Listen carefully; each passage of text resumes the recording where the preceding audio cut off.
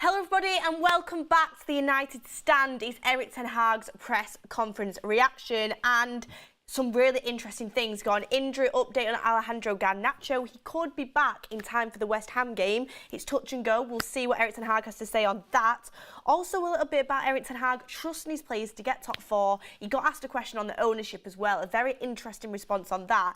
But going into the West Ham game, I've got to be honest, I'm not very confident, just purely because of the back of the result we had yesterday. The better team won. Yeah, it's really frustrating to lose the game on a last-minute penalty, which was a handball, and yeah, it should have been a penalty, and it's a really frustrating way to lose a game of football. Walking away from Brighton, a point would have been good, and I think Erik ten Hag thought that himself. But these things happen in football. You can't hold on to a 0-0. You can't ever hold on to a 1-0 even. You've got to secure games, and we didn't do that. So our away form is really, really poor against the top 9. Obviously, West Ham are towards the bottom of the table, so then they're not kind of in that bracket where we've been losing this year away from home. But I'm still not very confident away from home. I have to be honest. But Erik ten Hag spoke himself about the team bouncing back, so that's what we've kind of got to hope for. But some really interesting reactions. But good afternoon, everyone. Nice to see you all in the chat. Thank you, everyone, for greeting me. Well, yeah, good afternoon, the press conference reaction. Let's get into it. The first thing that Erik ten Hag had to say, and spoiler, this was filmed yesterday after the Brighton game, so it does kind of, when the press conferences are filmed straight off the back of each other, they do kind of filter into the same press conference. I don't really think you get anything individualised towards that game, to be honest with you, because West Ham the Brighton sort of filtered into West Ham, which is fine, but we did get a few good questions and a few good answers, so we'll get into them. And it kind of cut off the first bit of the video, but it says, every time we have disappointments, we have a bounce back, Erik ten Hag says. So again, him kind of backing up the idea that this season, Man United have had disappointing results, but every time that we have that disappointing result, we seem to bounce back from it and we seem to win games. I get it, and we have done that, but Man United shouldn't have to have disappointing results to bounce back. We should be constantly raring to go. We shouldn't have to have a disappointing game or a disappointing result to have to bounce back. And of course, Brighton is a tough side. It's a tough place to go. The Amex Stadium is a tough place to go. De Zerbi has got Brighton playing very, very well. But that performance in general just wasn't good enough. Again, the second half just was non-existent. Questions really do need to be asked because this keeps happening, and if it's consistently happening, we consistently have to bounce back. That isn't good enough for a top side. It really isn't. I think we're holding on towards the end of the season now. We are really holding on. I've said it before. I honestly, I love Man United and I love watching us play, but I can't wait for this season to end right now. To be honest with you, I just want to get top 4, get out of there with Champions League football and get into the summer transfer window. Liverpool are right on our backs. You know, Newcastle have gone ahead of us. We've got City in the cup. They probably potentially could do a treble. I want to get out this season now. I want to take the trophy we've got, take top 4, move into the summer with transfers that we need, because our squad is tailing off big time, and we just don't have the squad for it. It is one of the reasons, but also the mentality needs to improve. It's not good enough. Our away record isn't good enough. I mean, Enjoy Writing's just said 8 times we've been beaten in the league, Beth. Yeah, I mean, I feel like how many of them, 7 of them must be away from home. If we've been beaten 8 times, 7 must be away from home, because I think it's only Brighton first day of the season we've lost at home. So away record just isn't good. But anyway, that needs to be sorted out in the summer, definitely. It needs to be addressed. It really needs to be addressed. And Eric Trent says, don't forget now, this is basically the same side as last year with a few people sprinkled in. Keep your expectations level and trust in what's going on. Yeah, like I would say, because Man United have been good this year, there is that expectation that we have to get top 4, and we do. We have to get top 4 at this point in the season. If we missed out, and I think we will, but if we missed out on top 4 now, it would be a disaster of a season for us. Honestly, it would be, because the whole time we've been good enough to be top 4, and I think we are going to get it. But you do have to think this team was honestly the worst ever points for a Man United team last year. We were on the floor. Yes, we've spent a lot of money in the summer, but the money doesn't really reflect what we signed. We did overpay a lot, but we did sign well. But like we said, Rome wasn't built in the day. This squad needs taken apart and rebuilt and put back together again. Ralph Rangnick said it himself. Open heart surgery is needed, and it's not going to happen straight away. I'm worried with the summer transfer window with the ownership situation, to be honest with you. Ten Hag doesn't even know what's going on. You've got Real Madrid agreeing deals for Jude Bellingham, you've got Liverpool agreeing deals for McAllister. Other clubs will be, I mean, Brighton's even just gone and signed James Milner. They're signing Pedro as well from Watford.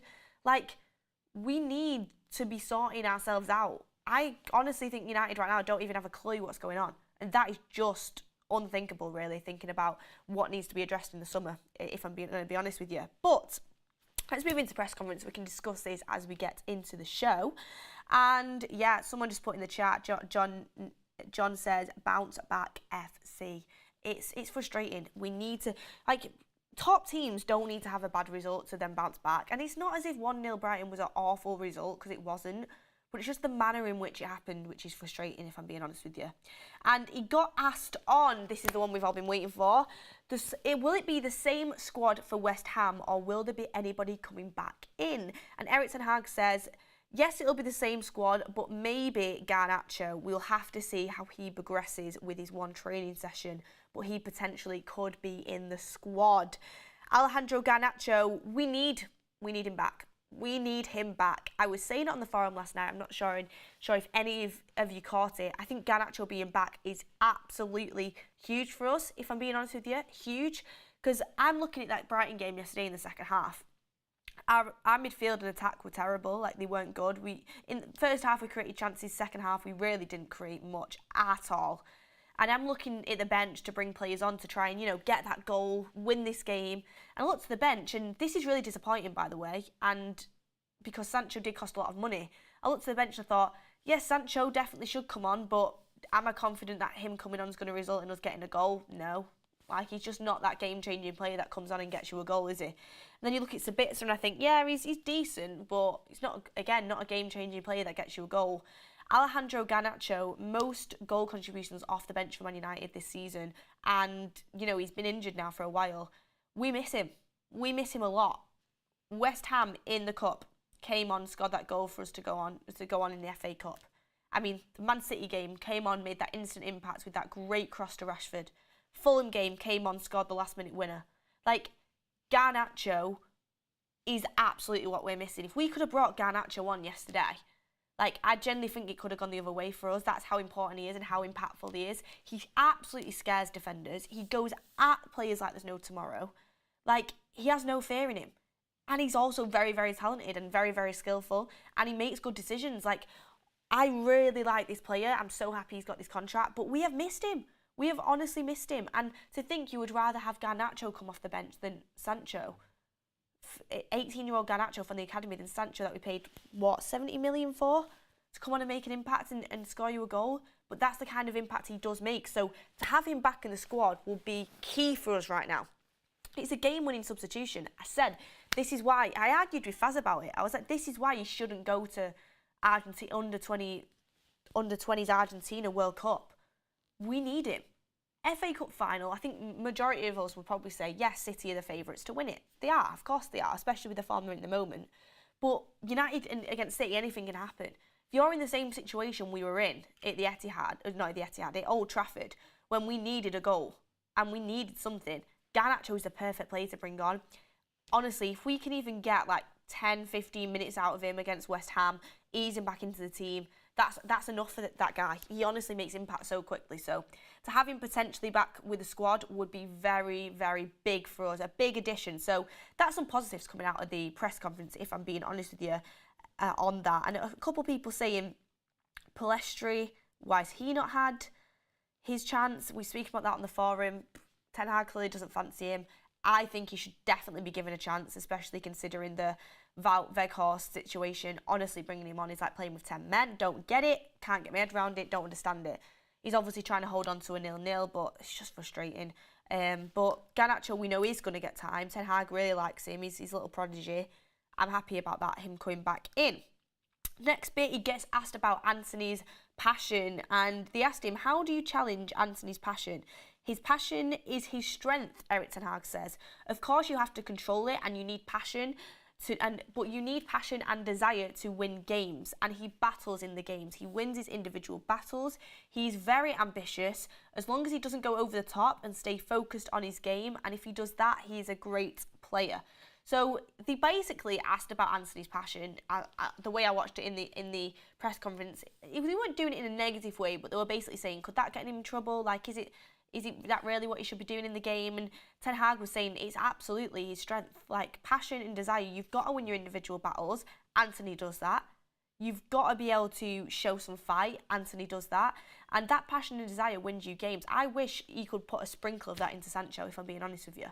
I honestly wish he could do that, because Antony, arguably, for the amount of stick he's got this season, has probably been one of our consistent forward players. Like, genuinely. You can see his improvement. He goes at plays. He's not got any fear in him. If something doesn't work, he tries it again.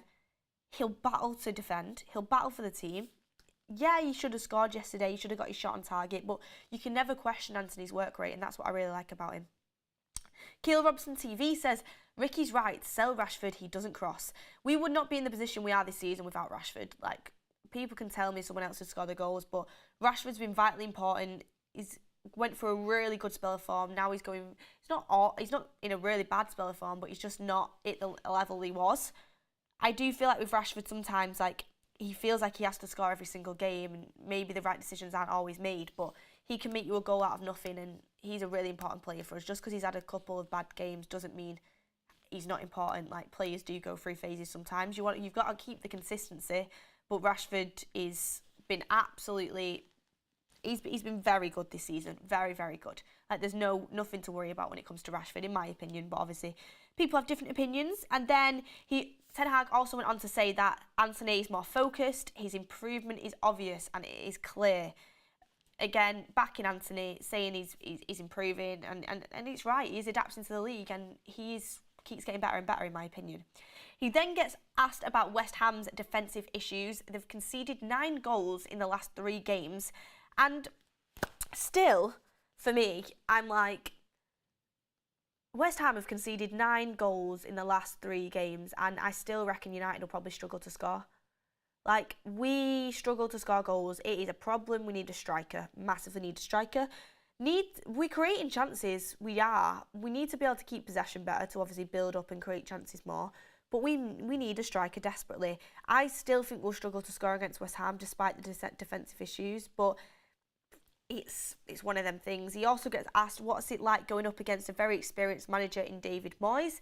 And Ten Hag, very complimentary, says he has experience, he's a fantastic manager, so long in the Premier League. We have faced him this season twice. It will be another great game. Every game is a battle and a challenge. Basically what you expect from him, a bit basic answer. And then he gets asked how important is Champions League football for Man United? Brilliant question, because Ten Hag's going to turn around and say, you know what? Not even that important, is it? I mean, isn't that an obvious thing to ask? Really? How important is Champions League football for United? And obviously Ten Hag answers it in the way you would expect any manager to answer it. He says, Man United need to be in the Champions League, and we want to be because we want to challenge with the best teams in the world. We will do everything to get it done. Obvious answer. Enjoy Writing says, too many players are guaranteed starters, no fear. Yeah, we need more squad depth, and that's what I say with Rome isn't built in the day. You look at our bench and there's no competition really for places. Like, we need squad depth desperately. We need a lot of investment in the summer. I'm going to come on to that towards the end of the show. I think the end of the season is massively showing that. As a first starting 11 for United, if you got everyone fit, our starting 11 is good, very good. But then when you look past that, there's not really anything there. There's really not. And we move on. The last question he got asked is, with the takeover uncertainty, is it vital for your summer transfer window as well to have Champions League football? So again, a little question about the takeover, basically saying, you don't know what's going to happen. Do you need the funds from the Champions League? Is it vital for your summer transfer window? And I like that question because you kind of basically hinting at Erik ten Hag to try and say something about the takeover.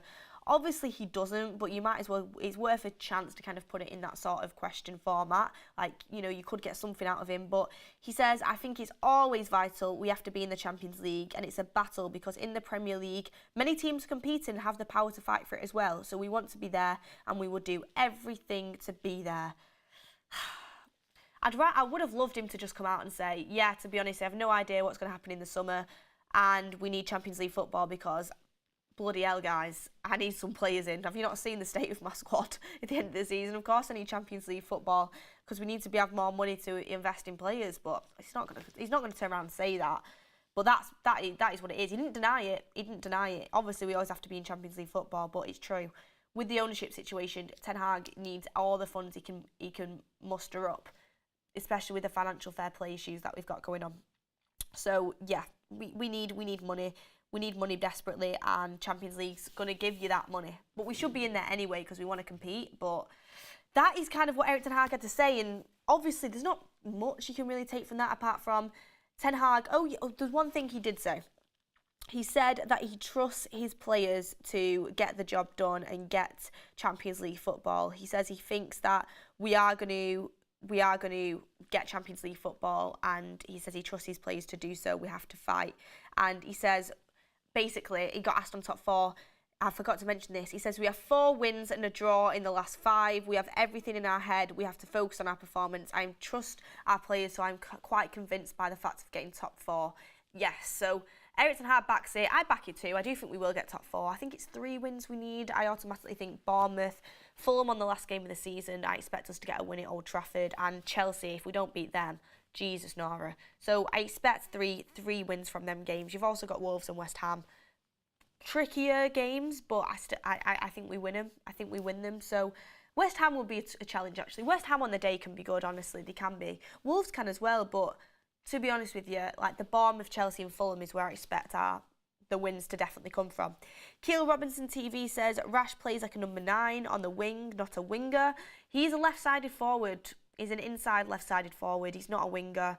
And the way United play, you've got to adapt to Rashford. He's not the type of forward that's going to cross into the box. He's an inverted left-sided forward. He's basically a forward player, so he's not an out-and-out winger. Like, let's be honest. He's not a Jack Grealish. Jack Grealish is a winger. He's not that. He's a inside forward, and that's the way Ten Hag wants to play him. And to be honest with you, he's such an asset when he's on form. You have to play him. Like, I don't want to have this debate about Rashford because if Rashford's in the squad, he plays, in my opinion. Like, he's someone that is so dangerous in front of goal. I think he has to play. But, yeah. Anyway, that is kind of wrapped up. People are laughing at my Jesus Nora. Is that a Mancunian thing? I say Jesus Nora all the time. I mean, maybe it's just like something that I've picked up being in Manchester, who knows? And maybe it's just something that I use, but it's a very common term in my vocabulary. Plus, it's only 2 o'clock, so, you know, there's no swearing going on here. Although, you know, behind the scenes, potentially there is. But anyway, let's move on to a little bit of news coming out, actually, because that was a press conference. Garnacho back, just to round that up. Brilliant news, potentially. It might not be back for West Ham, but we know the game after that, it probably definitely will be back, so that's good. And basically, Ten Hag saying, expect to come back against West Ham, expect to bounce back. We shouldn't have to have one, but we need all the points we get. We've just got to move on from this. And as I say, I want to get out this season now unscathed, top 4 in the bag. Let's address the issues in the summer. Let's get this season done with. And but yeah, basically moving on to a little bit of news coming from the Mail, and he's saying that Manchester United have decided to not sign Wout Weghorst on a permanent deal, with Erik Ten Hag drawing up a 3-man shortlist for a new striker this summer. And what I would say to that is, thank you. Anybody out there listening, thank you. Thank you, thank you, thank you. Erik Ten Hag is obviously, he's not stupid, is he? Like, he's a very good manager. There's a reason why we all think he's a good manager. Weghorst never in a million light years, billion years, should be signing for Manchester United on a permanent deal. It just shouldn't be happening. I've had this argument with people a few times. He's a nice guy. We know that. We've interviewed him here on the United stand. He works hard. But as I've said, we're all nice people. We can all find a nice person that works hard. Doesn't mean they should be playing for Man United week in, week out. You need more than that. You need extreme talent. You need skill. You also need, like, you know, athleticism, pace. Like, he's just not got the physical attributes either. Like, 6 foot, God knows what, and can't win a header in the air. Like, you need attributes to your game. He doesn't really have any, apart from work rate. Sorry, but it's true. And he can, you know, link up with a little one-touch passes, but he's so slow. And it is like playing with 10 men when he's on the pitch. I don't want to be harsh, but When I saw that news come out, I was absolutely over the moon. Honestly over the moon. Because I was slightly worried that we maybe would sign him. I honestly would, because I won't put it past Man United. But the fact we're not signing on a permanent deal, hallelujah, thank God. I don't have to worry about it, because that is frustrating. And when it comes up with a 3-man shortlist for a new striker this summer, I'm going to be honest with you, is that a 3-man shortlist to sign 1 striker, or is it 3 strikers? Because we need 2. We need 2 strikers at least. Martial isn't fit enough. Weghorst is going. Rashford's not a striker. We need 2 strikers. It's as simple as that. Like, look at City with Alvarez and Haaland. I would even say, look at Newcastle with Isaac and Wilson. Both quality. Both would get into Man United's team easily.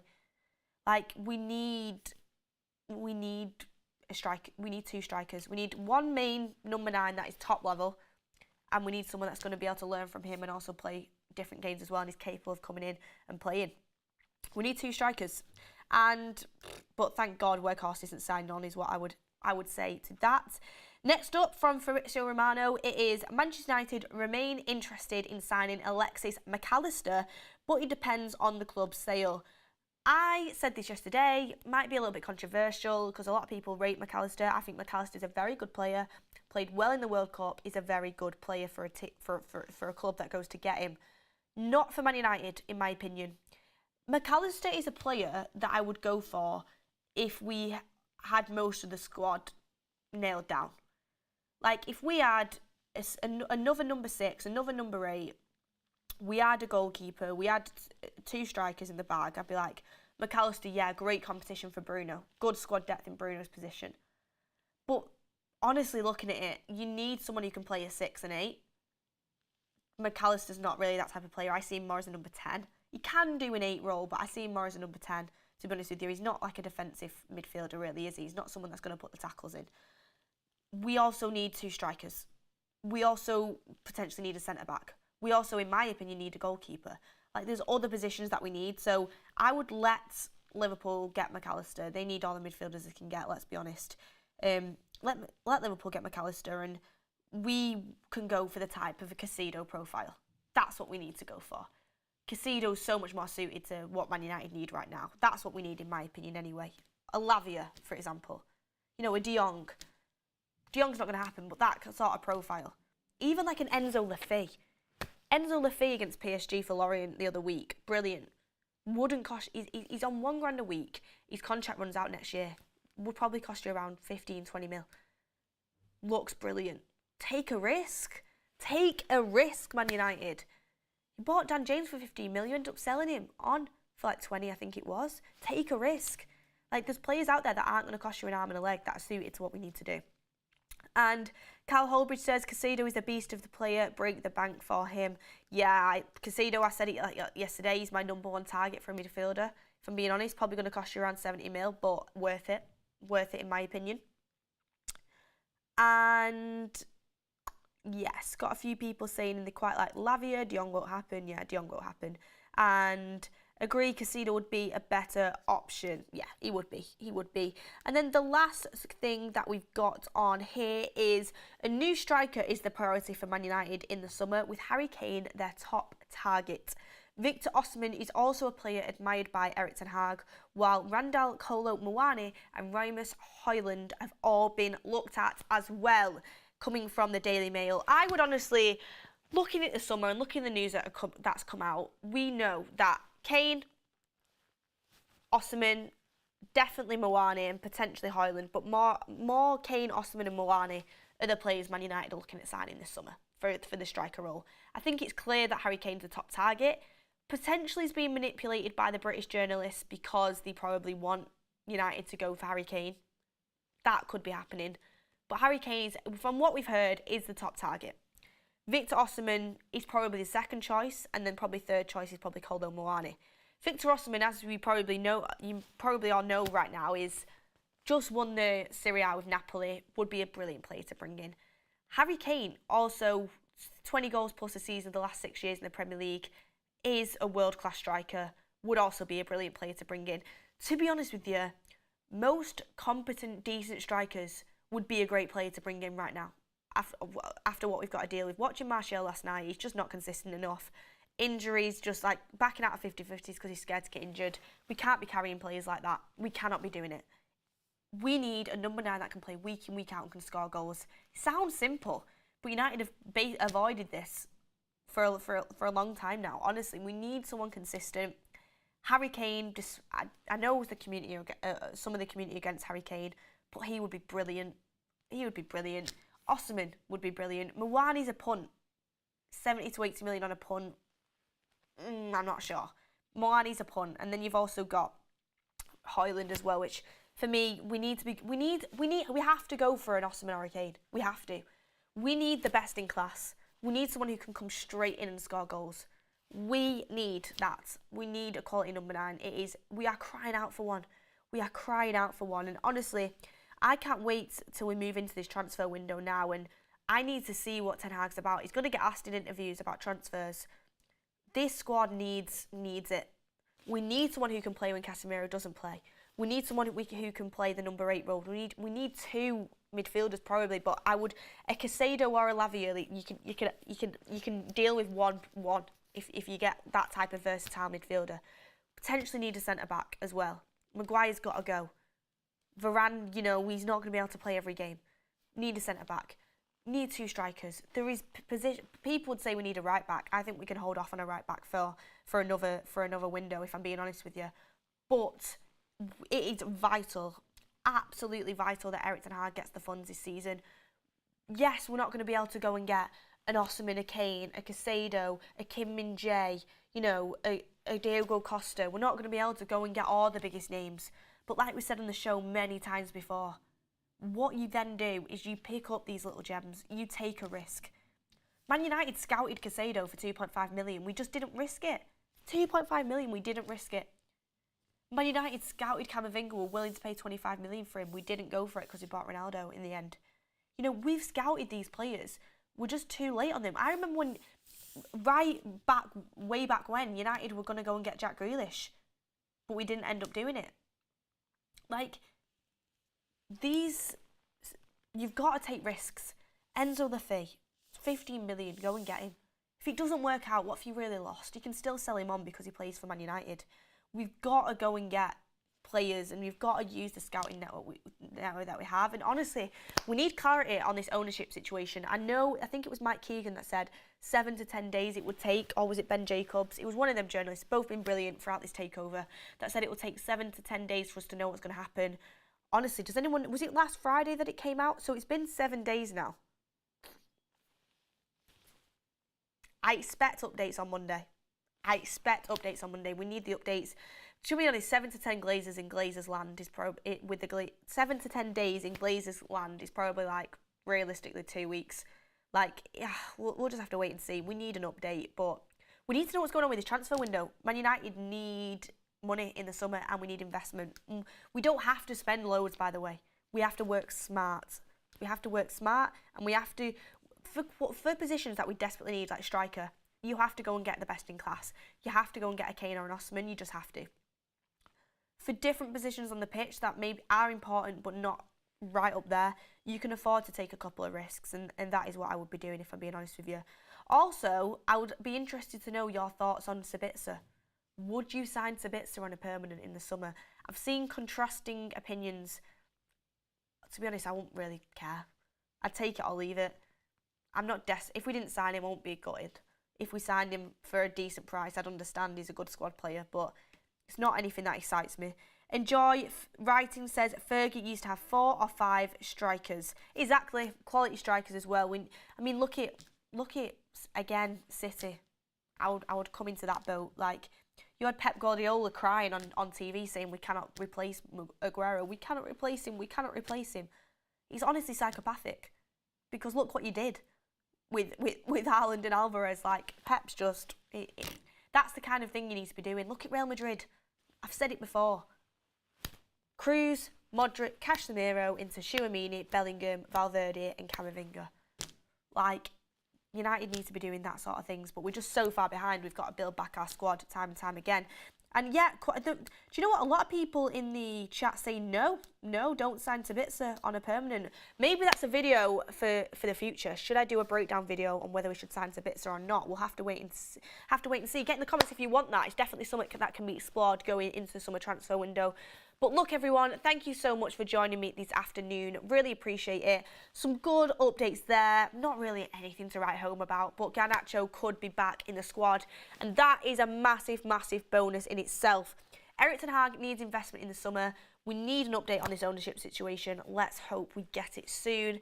We're living in hope right now, Man United. We're living in hope. But what I would say is, let's get top 4.